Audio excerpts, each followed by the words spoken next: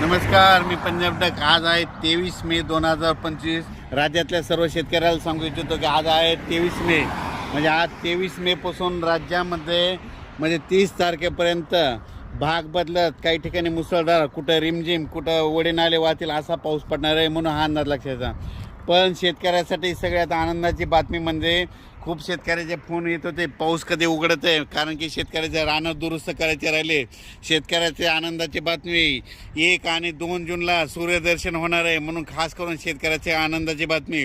पण राज्यात मात्र आज 23 पासून मात्र भाग बदलत जोराचा पाऊस पडणार आहे म्हणून दररोज 2-2 भागात वेगवेगळा पाऊस पडत राहणार आहे म्हणून हा अंदाज लक्षात यायचा. सांगायचं झालं तर हा पाऊस म्हणजे 24, 25, 26, 27, 28, 29, 30, 31पर्यंत सगळ्या राज्यात महाराष्ट्रामध्ये भाग बदलत पडणार आहे म्हणून हा अंदाज लक्षात यायचा. मात्र 1, 2, 3 तारखेला राज्यात सूर्यदर्शन होणार आहे म्हणून ही खास करून शेतकऱ्याची आनंदाची बातमी.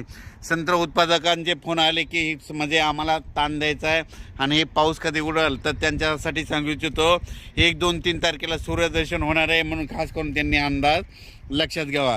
आणि राज्यातल्या सर्व शेतकऱ्याला सांगू इच्छितो की उघडल्याच्या नंतर तुम्ही तुमचे शेतं रोटावेटर, कल्टिवेटर करून आपण आपली शेतं तयारीत ठेवा, कारण की राज्यात परत मान्सूनचा पाऊस कधी येणार आहे त्याचा मी व्हिडिओ नंतर देणार आहे.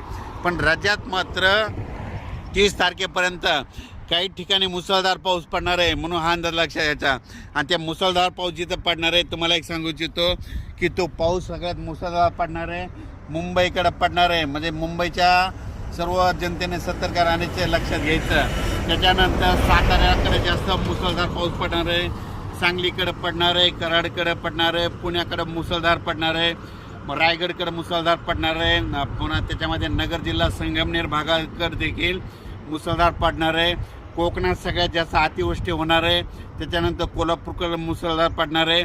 सातारा त्या कोकणपट्टीमध्ये अति मुसळधार पाऊस पडणार आहे म्हणून हा अंदाज लक्षात. त्याच्यानंतर परत हा पाऊस म्हणजे भाग बदलत पुन्हा मराठवाड्याकडं, विदर्भाकडं असा दररोज वेगवेगळ्या भागाकडे जाणार आहे. पण सगळीकडे 2-2 दिवस मात्र हजेरी लावणार आहे म्हणून हा अंदाज लक्षात घ्यायचा. ज्या ठिकाणी जास्त पाऊस पडला नाही तिथं रिमझिम पाऊस पडणार आहे, कुठं निस्ते थेंबच येणार आहे म्हणून हा अंदाज लक्षात घ्यायचा. या पावसामध्ये विजेचं प्रमाण जास्त आहे, वाऱ्याचं प्रमाण जास्त आहे. माझी सगळ्याला विनंती, विजा करत असताना आपली पाळीव प्राणी झाडाखाली बांधू नका आणि तुम्ही देखील झाडाचा निवारा घेऊ नका. अचानक वातावरणात बदल झाला तर लगेच एक मेसेज दिला